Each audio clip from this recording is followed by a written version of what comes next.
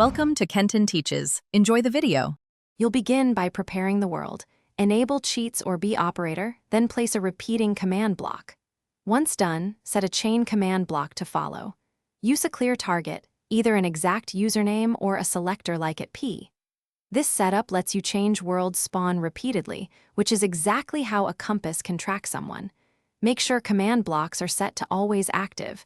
That prevents delays. Now you're ready to write the actual commands that make the compass point to a moving player. Now program the commands.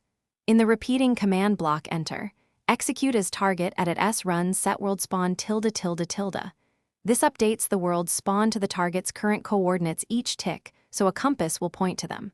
Use a conditional chain block to trigger notifications or safety checks, for example to warn when tracking starts. Finally, give the seeker a standard compass with /give.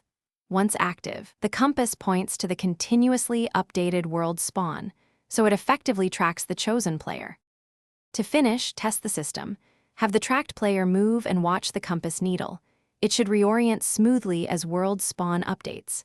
If the compass won't track, make sure command blocks are set to always active, that you have operator permissions, and that your selector matches the intended player. Also check plugins or other command blocks that might reset world spawn. If problems persist, narrow it down by temporarily replacing the repeating block with a manual command to confirm the spawn update works. Thanks for watching. Please subscribe if this video was helpful.